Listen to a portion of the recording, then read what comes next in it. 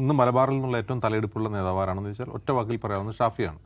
അത് കോൺഗ്രസിൻ്റെ ഇൻസൈഡ് പൊളിറ്റിക്സാണ്. ഇപ്പോൾ കോൺഗ്രസിനകത്തുള്ള ആഭ്യന്തരമായ രാഷ്ട്രീയം നോക്കിക്കഴിഞ്ഞാൽ ഷാഫിയുടെ പൊസിഷൻ അങ്ങനെയാണ്. കോൺഗ്രസിന് പുറത്തേക്ക് നോക്കിക്കഴിഞ്ഞാൽ യു ഡി എഫിനെ സംബന്ധിച്ചാണെങ്കിൽ യു.ഡി.എഫിനെ സംബന്ധിച്ച് ഷാഫി കേരളത്തിലെവിടെയും മികച്ച ഒരു ക്രൗഡ് പുള്ളറാണ്. ഒരുപക്ഷെ രാഹുൽ ഗാന്ധി കഴിഞ്ഞാൽ ഒരു രണ്ടാമത്തെ ആൾ എന്ന് വേണമെങ്കിൽ പറയാം. രാഹുൽ ഗാന്ധി വരുമ്പോൾ രാഹുൽ ഗാന്ധിയെ കാണാൻ വേണ്ടി ആൾക്കൂട്ടം വരുന്നുണ്ടെങ്കിൽ ഷാഫിയെ കാണാൻ വേണ്ടി ആൾക്കൂട്ടം വരുന്നുണ്ട്. മൂന്നാമത്തെ കാര്യം, ഷാഫി ഒരു ന്യൂ ജെൻ പൊളിറ്റീഷ്യനാണ്. ഈ 3 പോയിൻ്റാണ് വളരെ പ്രധാനപ്പെട്ടത്. മൂന്നാമത്തെ പോയിന്റിലേക്ക് വന്നു കഴിഞ്ഞാൽ അദ്ദേഹം എങ്ങനെയാണ് ന്യൂ ജെൻ പൊളിറ്റീഷ്യൻ ആവുക എന്ന് പറഞ്ഞാൽ, നമ്മുടെ വോട്ടർമാരിൽ ഒരു പ്രധാനപ്പെട്ട പങ്ക് ആളുകൾ യുവാക്കളാണ്. വളരെ പ്രധാനപ്പെട്ട ഒരു പങ്ക്. ഇപ്പോൾ നമ്മുടെ ഏജ് ഗ്രൂപ്പ് എടുത്ത് നോക്കിക്കഴിഞ്ഞാൽ ഒരു 30 വയസ്സ് മുതൽ 49 വയസ്സ് വരെയുള്ള ആളുകളാണ് നമ്മുടെ വോട്ടർമാരിൽ ഏജ് ഗ്രൂപ്പിൽ കൂടുതലുള്ളത്. അവരെയും സ്വാധീനിക്കാൻ കഴിവുള്ള ആളാണ് ഷാഫി. ഒരേ സമയം തന്നെ അവരെ സ്വാധീനിക്കാൻ കഴിയുന്നു. മറ്റൊന്ന്, ന്യൂ ജെൻ വോട്ടേഴ്സ് എന്ന് പറയുന്ന 18 വയസ്സിനും ഒരു 30 വയസ്സിനിടയിലുള്ള വോട്ടർമാർ, ഈ വോട്ടർമാർക്കിടയിൽ അസാധ്യമായ പെനിട്രേറ്റിംഗ് പവർ ഷാഫിക്കുണ്ട്. ആ പെനിട്രേറ്റിംഗ് പവർ എങ്ങനെയാണെന്ന് ചോദിച്ചാൽ, എങ്ങനെയാണ് അവരിലേക്ക് എത്തിച്ചെല്ലേണ്ടത് എന്ന് ഷാഫിക്ക് അറിയാം. അത് റീൽസിലൂടെ മാത്രം സാധ്യമാവുന്നതല്ല. ഇപ്പോൾ റീൽസ് ചെയ്യുന്ന ഒരുപാട് രാഷ്ട്രീയക്കാരുണ്ടല്ലോ, ഇരു മുന്നണികളിലും റീൽസ് ചെയ്യുന്ന ധാരാളം രാഷ്ട്രീയക്കാരുണ്ട്. എന്നല്ല, രാഷ്ട്രീയക്കാർ മിക്കവരും റീൽസ് വളരെ പ്രധാനപ്പെട്ട ഒരു പ്രചാരണ ആയുധമാക്കി മാറ്റുന്നുണ്ട്. പക്ഷേ ഷാഫിയുടെ പ്രത്യേകത അതിൻ്റെ ന്യൂവാൻസാണ്. എങ്ങനെയാണ് ആ ഏജ് ഗ്രൂപ്പിലുള്ള ആളുകൾക്ക് ഇഷ്ടപ്പെടുക, ഒരു റീൽ ഇഷ്ടപ്പെടുക, അല്ലെങ്കിൽ ഒരു പ്രസംഗത്തിൻ്റെ ശകലം ഇഷ്ടപ്പെടുക, എന്ത് തരം ചേഷ്ടകളാണ്, മാനറിസങ്ങളാണ് ഈ പറയുന്ന ഏജ് ഗ്രൂപ്പിന് ഇഷ്ടപ്പെടുക. അതിനെ നമ്മൾ എന്തിനും ഒരു ഗഹനമായ രാഷ്ട്രീയ സബ്ജക്റ്റായിട്ട് ചർച്ച ചെയ്യേണ്ട ആവശ്യമേ ഇല്ല. അതൊരു കൃത്യമായ ഒരു മാസ് കമ്മ്യൂണിക്കേഷൻ സ്ട്രാറ്റജിയായിട്ട് എടുത്താൽ മതി. അങ്ങനെയാണ് ഷാഫി അവരിലേക്ക് എത്തിപ്പെടുന്നത്. ഷാഫി വളരെ ആഴത്തിലുള്ള രാഷ്ട്രീയ സൈദ്ധാന്തികമായ പ്രസംഗങ്ങളൊന്നും നടത്തുന്നില്ല. വളരെ സാധാരണക്കാർക്ക് മനസ്സിലാവുന്ന, ഇമോഷണലി ആളുകൾ ടച്ച് ചെയ്യുന്ന പ്രസംഗങ്ങളാണ് അദ്ദേഹം നടത്തുന്നത്. ഇപ്പോൾ ഷാഫിയുടെ ഏറ്റവും വൈറലായിട്ടുള്ളൊരു പ്രസംഗം വടകരയിൽ ടീച്ചറമ്മ ആരാണ്, വടകരയിലെ ടീച്ചറമ്മ ആരാണ് എന്ന് പറഞ്ഞിട്ടുള്ളൊരു പ്രസംഗമാണ്. വൻ വൈറലായ ഒരു പ്രസംഗമായിരുന്നു. അപ്പോൾ വടകരയിലെ യഥാർത്ഥ ടീച്ചറമ്മ ടി.പി. ചന്ദ്രശേഖരൻ്റെ അമ്മയാണ് എന്ന് പറഞ്ഞുകൊണ്ടുള്ള പ്രസംഗമാണ്. വളരെ സാധാരണക്കാരായ സ്ത്രീകളെയും യുവാക്കളെയും ഒക്കെ സാധാരണക്കാരെ ടച്ച് ചെയ്യുന്ന ഒരു പ്രസംഗമാണത്. അതിന് കനപ്പെട്ട രാഷ്ട്രീയമുണ്ടോ എന്ന് ചോദിച്ചാൽ അതിൽ വേറെ തരം രാഷ്ട്രീയമുണ്ട്, സട്ടിലായിട്ടുള്ള രാഷ്ട്രീയമുണ്ട് പറയുന്നതിൽ. പക്ഷേ സാധാരണക്കാരായിട്ട് കമ്മ്യൂണിക്കേറ്റ് ചെയ്യാൻ അറിയുന്ന ഒരാളാണ് ഷാഫി. ഇതാണ് ഷാഫിയെക്കുറിച്ചുള്ളൊരു അനലിസിസ് എന്ന് പറയാവുന്നത്. ഇനി ഷാഫി ഒരു മുസ്ലിം ലീഡറാണോ, അയാൾ വർഗീയത പറഞ്ഞാണോ വോട്ട് നേടുന്നത്, അയാൾ ഓൺ ഗ്രൗണ്ടിൽ വർഗീയത പറയുന്നുണ്ടോ? ഇതാണുള്ളൊരു ഒരു പ്രശ്നം, തർക്കപ്രശ്നം അതാണല്ലോ. യഥാർത്ഥത്തിൽ ഷാഫി പാലക്കാട് പോലൊരു മണ്ഡലത്തിൽ, പാലക്കാട്ട് ബഹുഭൂരിഭാഗം വോട്ടും ഭൂരിപക്ഷ സമുദായത്തിൻ്റെതാണ്. നമ്മുടെ മുസ്ലിം വോട്ട് എന്ന് പറഞ്ഞാൽ വളരെ മൈനോറിറ്റി വോട്ടാണ്. പക്ഷേ അതും നിർണായകമായ വോട്ട് തന്നെയാണ്. അങ്ങനെ ഒരു മണ്ഡലത്തിൽ തുടർച്ചയായി 3 തവണ ജയിച്ചു വരാൻ കെൽപ്പുള്ള ഒരാളാണ്. അതിനർത്ഥം അവിടുത്തെ മജോറിറ്റി വോട്ട് ബാങ്കിൽ ഷാഫിക്ക് സ്വാധീനമുള്ളതുകൊണ്ടാണ് ജയിക്കാൻ കഴിയുന്നത്, അല്ലേ? മജോറിറ്റി വോട്ട് ബാങ്കിൽ ഷാഫിക്ക് സ്വാധീനമുണ്ട്. അപ്പോൾ ഷാഫി ഞാൻ പാലക്കാട് ജോലി ചെയ്തപ്പോൾ എനിക്ക് മനസ്സിലായാലും ഷാഫി സ്വയം അവിടെ പൊസിഷൻ ചെയ്യുന്നത് ഒരു സെക്യുലർ പൊളിറ്റീഷ്യനായിട്ടാണ്. അത് ഒരു തരത്തിലും ഏതെങ്കിലും മതവുമായി ബന്ധപ്പെട്ട ഒരു ഐഡൻറ്റിറ്റി, അത് മുസ്ലിം ഐഡൻറ്റിറ്റി മാത്രമല്ല, ഒരു മതവും സമുദായമോ ആയിട്ടുള്ളൊരു ഐഡൻറ്റിറ്റി തൻ്റെ മേൽ പതിയാൻ അദ്ദേഹം ഇഷ്ടപ്പെടുന്നേയില്ല. അത്തരം എഴുതി വെച്ചിട്ടുണ്ടെങ്കിൽ പോലും അവിടെ നിന്ന് ഓടി രക്ഷപ്പെടുന്ന ഒരാളായിട്ടാണ് എനിക്ക് ഫീൽ ചെയ്തിട്ടുള്ളത്. അപ്പോൾ ഒരു സെക്യുലർ പൊളിറ്റീഷ്യൻ എങ്ങനെയാവണം എന്നുള്ളത് ഷാഫി സ്വയം എടുത്തണിയുകയാണ്. എന്ന് കരുതി സെക്യുലർ ആവുക എന്ന് പറഞ്ഞാൽ ഏതെങ്കിലും മതവിഭാഗത്തോടോ സമുദായത്തോടോ അദ്ദേഹം ഒരു അകൽച്ച പാലിക്കുകയോ അല്ലെങ്കിൽ എന്തെങ്കിലും വിരോധം കൊണ്ടു നടക്കുകയോ ചെയ്യുന്നില്ല. പക്ഷേ തൻ്റെ മേൽ ഏതെങ്കിലും മതത്തിൻ്റെയോ സമുദായത്തിൻ്റെയോ ഒരു ഐഡൻറ്റിറ്റി വരാൻ ഷാഫി ഇഷ്ടപ്പെടുന്നില്ല എന്നാണ് നമുക്ക് മനസ്സിലാവുക.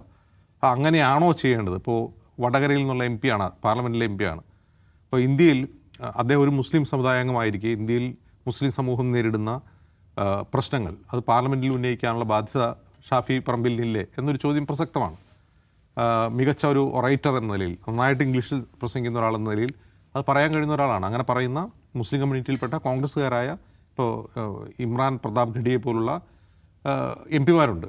അതുപോലെയല്ല ഷാഫി ഉയർത്തുന്നത് ഏതെങ്കിലും കമ്മ്യൂണിറ്റി, ഇപ്പോൾ ഒരു മൈനോറിറ്റി പൊളിറ്റിക്സ് ഒന്നും പാർലമെൻറ്റിൽ പറയുന്നില്ല.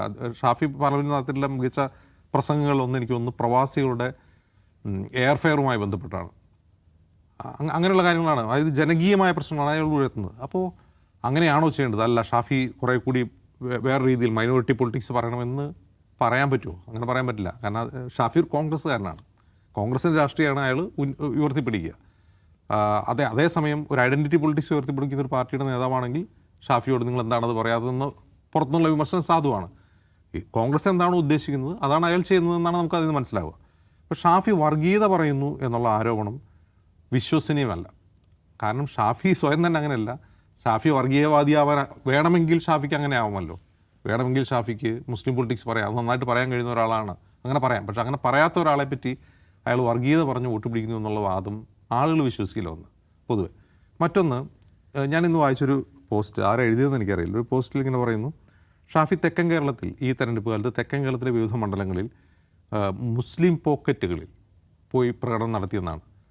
അപ്പോൾ അദ്ദേഹത്തിൻ്റെ റാലികളിൽ ഞാൻ കണ്ടതൊന്ന് വാമനപുരമാണ്, ഒന്ന് എൻ്റെ തന്നെ ജന്മനാടായ കോതമംഗലത്താണ് അയാൾ ഒരു പ്രകടനം നടത്തിയത്. അത് കോതമംഗലം എന്ന് പറഞ്ഞൊരു മുസ്ലിം പോക്കറ്റേ അല്ല ആക്ച്വലി. അപ്പോൾ അതെങ്ങനെയാണ് അങ്ങനെ ഒരു വാദം ഉയർന്നു വരുന്നത് എനിക്ക് മനസ്സിലാവുന്നില്ല. ഒന്നത് വിശ്വസനീയമല്ല, വോട്ടർമാർ തന്നെ വിശ്വസിക്കില്ല.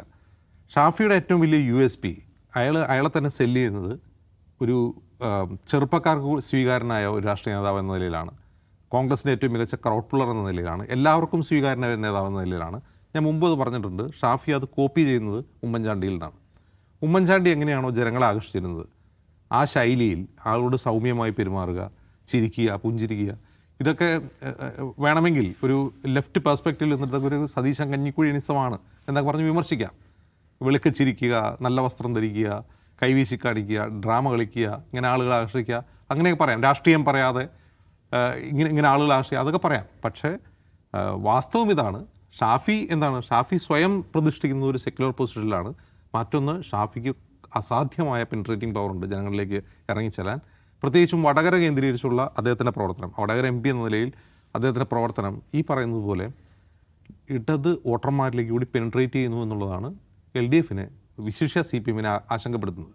പ്രത്യേകിച്ചും സ്ത്രീ വോട്ടർമാരിലേക്ക് പെനിട്രേറ്റ് ചെയ്യാൻ കഴിവുള്ള ഒരാളാണ്. അതുകൊണ്ട് നിങ്ങൾ ശ്രദ്ധിക്കുക, രാഹുൽ മാങ്കൂട്ടത്തിനെതിരായിട്ടുള്ള വിവാദങ്ങൾ ഉയർന്നു വന്നപ്പോൾ രാഹുലിനേക്കാൾ കൂടുതൽ ആക്രമിക്കപ്പെട്ടത് ഷാഫിയാണ്. രാഹുലിൻ്റെ പഠിച്ച സ്കൂളിലെ ഹെഡ് മാസ്റ്ററാണ് ഷാഫി എന്ന് വിശേഷിപ്പിക്കുന്നു. രാഹുൽ ചെയ്ത എല്ലാ കാര്യങ്ങളും ഷാഫിക്ക് അറിയാമായിരുന്നു എന്ന് പറയുന്നു. ഷാഫിയുടെ സംരക്ഷണയിലാണ് രാഹുൽ മാങ്കൂട്ടത്തിൽ നിന്ന് പ്രചരിപ്പിക്കുന്നു.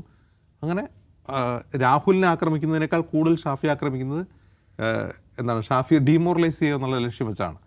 അത് അത്ര വിജയിച്ചിട്ടില്ല എങ്കിൽ പോലും ഷാഫിയാണ് യഥാർത്ഥത്തിൽ ലക്ഷ്യം. ഷാഫിക്കെതിരായിട്ടുള്ള ആയുധം തിരിച്ചു വയ്ക്കുന്നതിൻ്റെ കാരണം തന്നെ ഈ ഷാഫിയുടെ പെനിട്രേറ്റിംഗ് പവറാണ്. ആളുകളിലേക്ക് ഇറങ്ങിച്ചെല്ലാനുള്ള പെനിട്രേറ്റിംഗ് പവറാണ് യഥാർത്ഥത്തിൽ CPMന് ഭയപ്പെടുന്നത്. അതല്ലാതെ ഷാഫി വർഗീയത പറഞ്ഞ് വോട്ട് നേടി എന്നതിന് അതൊരു തെളിവില്ലാത്ത ആരോപണം മാത്രമാണ്. അങ്ങനെ ചെയ്യുന്ന ഒരാളെ അല്ല, ഇനി അങ്ങനെ ചെയ്യുമെന്ന് പ്രതീക്ഷിക്കുക. ഇപ്പോൾ കോൺഗ്രസ്സുകാർ അങ്ങനെ ചെയ്യാത്ത ആൾക്കാരാണെന്ന് നമുക്ക് വിശ്വസിക്കാൻ പറ്റില്ല. അങ്ങനെ ചെയ്യുമെന്ന് വിശ്വസിച്ചാൽ പോലും അങ്ങനെ ചെയ്യാൻ സ്വയം ഇഷ്ടപ്പെടാത്ത, അത് തൻ്റെ തന്നെ പൊളിറ്റിക്കൽ കരിയറിനെ, ഭാവിയെ നശിപ്പിക്കുമെന്ന് കരുതുന്ന, ആത്മാർത്ഥമായി വിശ്വസിക്കുന്ന ഒരാളാണ് ഷാഫി എന്നാണ് അനുഭവം.